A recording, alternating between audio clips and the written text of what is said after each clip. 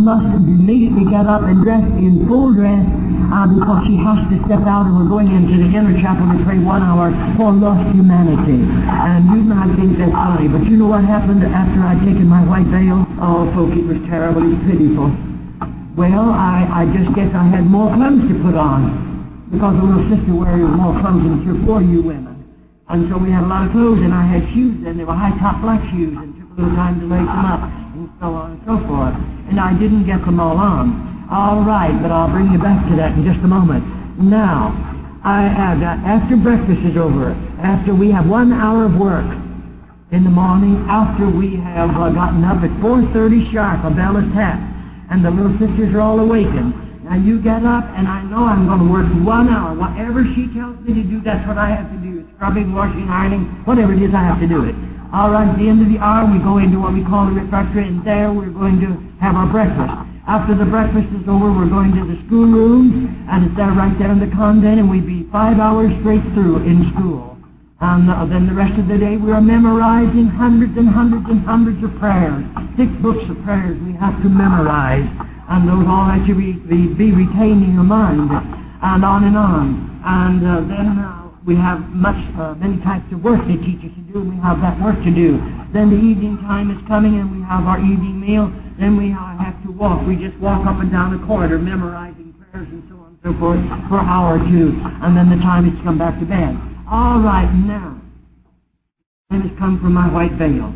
And you know, of course, the Mother Superior, I thought that's what the money was given to her for my dowry, all right? You know what she did? She wrote home to my father, and she asked my father for so much money to buy my wedding clothes with. And my father sent that check to the Mother Superior, and the little shopping sister went out and bought the material, and the wedding gown was made in the convent by the sisters of the open order. Now, Mother and Dad could have come to my wedding, but my mother is a little woman, only 5 foot tall. I never knew her to weigh more than 106 pounds, and she never was a well woman. So at this particular time, my mother was very ill. Dad would not come without her, and that meant they didn't get to come to my wedding, but they could have been there. But you know, on this morning, they had me all dressed up in that beautiful wedding gown, and it was a beautiful wedding gown. And I know exactly what I'm supposed to do. All right, over on this side, there's numbers of little sisters sitting there, and several priests and bishops and the Mother Superior. All right, now, I'm coming in from back there, and behind me, I'm walking alone. My partner is a silent partner. Behind me, there are 20 little sisters dressed in a portion of a holy habit, and they're walking 2 by 2 behind me. We come down to the front of the room like this, and there I have to prostrate myself down on the floor, lay my head right down on the floor. And while I'm prostrated down there, the priest steps over here and blesses me and prays for me. And then I'm going to stand on my feet, and there's going to be a wedding ceremony performed. And the priest is the one who performed that wedding ceremony. And when he pronounced me the spouse of God, as the wife of God, he placed a plain gold band ring on that finger. And I thought I was the wife of God, and I didn't know any better. I believed that with all of my heart, and I didn't know any better. All right. It was serious with me because I took everything. I'm that type of a person, conscientious about everything I do.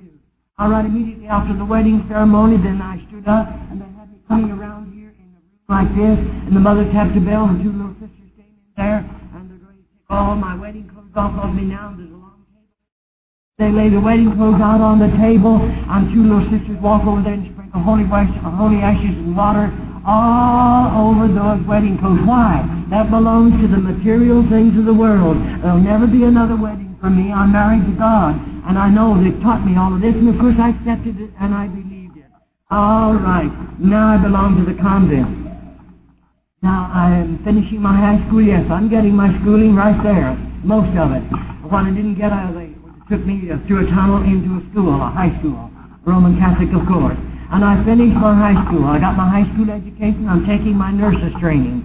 They took me from the hospital. I was in a convent at night, but in the daytime they took me through a tunnel into a Roman Catholic hospital there. I'm taking my nurse's training. All right, I'd had 2 years of nurse's training, and I was a little past 18 years of age. The Mother Superior called me into her office this morning. She had me to sit down, and this is what she said to me. Do you realize the time is soon coming when you're going to finish your nurse's training? That means you're going to leave the convent, and you'll be going out into some Roman Catholic hospital to nurse. And she said, do you realize that you won't be able to win as many souls for God? You won't have time to pray for a lost humanity. And then she began to paint this beautiful picture of a cloistered convent. And all folks, that woman knew how to do it.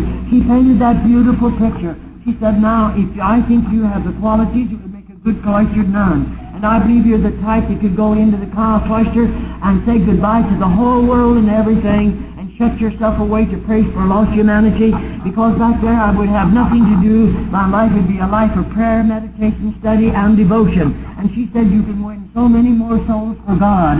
And oh my, that was wonderful, because I went into convent because I loved the Lord. And this is the only way a Roman Catholic girl knows how to give her life to God or to work for God. And so I went in freely like that. But then I didn't sign that vow then. I have a year, 2 years, or a year and a half before I have to make up my mind. But you know, I began to pray in the only way I know how to pray. And I began to think it over seriously. And I began to count the cost. And I began to think in my heart, now I know I'll never see Mom again. I'll never see Dad again. I'll never see any of my sisters and brothers again. And I'll never, of course, get to go home again, because she had already told me that. The Mother Superior had told me that's what it meant when I went in the cloister. I'm giving up everything. All right. And you know, months and months went by, a year went by. One day I thought I counted the cost. I thought I was big enough to do it. I went to the Mother Superior and I said, Mother Superior, I'm going to take my perpetual vows. And you know, she was very happy about it. Then she went on and told me this. She said, all right, now I'll have to tell you this. If I take my perpetual vows, it's not only giving up your home, not giving up your family, and not giving up the world and everything and all that, but she said it means you're not going home anymore, you're not seeing your people anymore, and she told me I would have to spill my blood as Jesus shed his blood upon Calvary. And then she, oh no, you don't ask any questions. She just told me that, and you don't know how you're going to spill it. Then she went on to tell me how I'd spend the 9 hours in a casket. Bad enough to lay there when you're dead, but it's terrible when you're alive. 9 long hours in a casket. While I'm in that casket here, our services are going on over here. The priest and the little sisters are all chanting and praying, and I'm in this casket. Now that's what I'm going to be speaking about tomorrow night. I'm going to tell you why I'm in that casket. I'm going to tell you what the reason for it is. And then I'm going to give you penance, first penances I ever had. Tell you then how they took me abroad again, and what my penances were when I got abroad, because I'm taking my perpetual vows. I'll give you my perpetual vows of poverty, chastity, and obedience tomorrow. Don't miss tomorrow. It's the best part of the testimony. You'll know more about convent than you've ever known in your life before if you haven't been an ex-nun or an ex-sister. You'll know tomorrow night, but it is a very vital, important part of the testimony.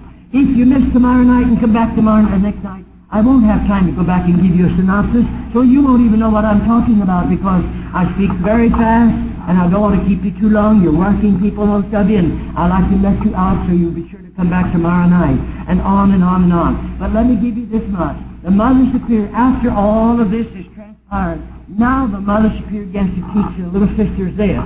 It is not easy to be a little sister or a nun. It is a life of penance. It's a life of suffering. It is a life against nature. You don't know any of those things. You don't understand what it's in a life of poverty. I'm going to tell you young people especially, I want you to get this if nobody else does. When I say a life against nature, and I didn't know what it was all about then. Every Friday morning after my white veil, every Friday morning we go in our cell. There they are cells, and we must lock our door. There's a corridor out here. All right, now, when I go in there, all of my clothing down to my waistline. There are chains hanging on a nail in there. There's 3 chains about this long. They're interlaced together. They have sharp edges on them. I must take all my clothes down to my waistline, then I have to flagellate my body. You see, we are imitating the passions and the suffering of our lovely Jesus as he walked here on earth. And that's what they teach us we have to do. I'm bringing this body, this flesh, under subjection by the whipping with those chains. Those are brutal things. They hurt. They wound. But I have to do it. And you think you're going to get by? You think you're going in there and tap yourself a few times and come out and say you took your flagellation? Well, she'll just let you strip right there. And if there isn't any stripes on your back, woe be unto you. She'll take you in there, and then you won't want anything to eat for a couple, 3 days. You don't get away with nothing. So don't ever try to if you go into a convent, because they know just exactly how to catch up with you. These are convents, by the way, we're talking about, and on and on and on. It is not easy to be a sister, I can assure you that. Now, the Mother Superior, we're taught to believe this. The Mother Superior is neither a man or a woman. She is the Christ among us. And she's the only Christ I ever knew in the convent. That's the only Christ I ever knew, is the Mother Superior. And I learned to hate her like I hate Satan now. I hate the sin that was in her. I hate the terrible things that she'd done. Because I lived there. That was my home for the better part of my life. And I know some of the things that went on that you don't know. Let me tell you, folks. There are things going on in Cloistered Convent that will never come out over the radio. The headlines are not in your newspapers. The televisions, oh no, they'll never be pictured on the television. These things are all undercover. I can assure you that. And so it's a sad place for you to send a little girl. And I hope there's nobody in the building will ever raise your child or let your child get into it. I don't care if she is a Roman Catholic. You need to find God and be delivered out of Roman Catholicism and run to the feet of Jesus and surrender your life to Him, and then raise your children up in the admonition of God, that they don't get messed up into something like that. Now, when I realized in 1966, 3,600 at one time, little sisters left the sisterhood off the holy habit. Last year, 1,800 come out. I've had 35 and 40 in my services at a time. And they sit there and cry like little children when I'm giving my testimony. They know a lot of things that you don't know, even though you may be a Roman Catholic and have been all your life. It's all undercover, and you will never know, because they're not going to tell you. Now, you can go home and call your priest up tonight and tell him exactly what I said, and he will try to tell you she's an imposter, she's a fraud. Why? Because he doesn't want you to hear the truth that'll loose you and set you free and make you a child of God. That's the reason he'll tell you all of these things. Well, the little sisters work very, very hard. I can assure you. We washed all their dirty clothes. They'll dump all of their dirty clothes. The priest and the bishop both will come and dump all of them. We didn't have any washing machines. We had the old board and the tub. We had to wash on the board. All right, it was very hard because we were just young kids yet.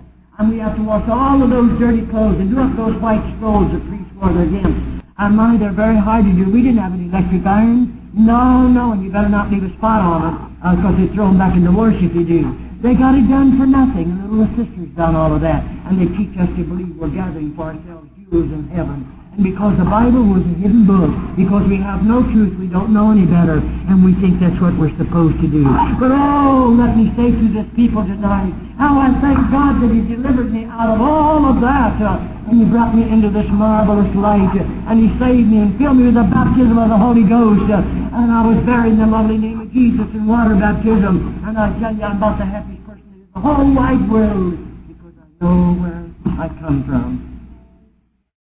Serving to God. My God's not dead. Yours may be dead. Mine's not dead. He's right here by my side. He stands right here every night I'm speaking. Every night. Oh, I wouldn't even come up here if He didn't. Oh, no. I tell you, I take Him everywhere I go. And any place I can't take Him, I don't go. I love Him supremely. He means everything to me. All right, remember, tomorrow night, I'm going to give you my perpetual vows, poverty, chastity, and obedience. I'll give you the first 3 penances. And might I say to this congregation, one of the penances that I took after they got me abroad, may I say to you one of those penances? I didn't walk for over 2 months. The penance was too heavy, and so I couldn't walk. What are they trying to do? They're breaking down my will. They're breaking me down. I'm supposed to be submissive to them, whether it's right or whether it's wrong. And so they're going to break every fine thing in me that God created within me. They're going to try to destroy that. That's why we're so bound by it. I want to say God bless you, everyone. And I want to thank the Lord for the children. They haven't run in and out. I never let children run in and out of my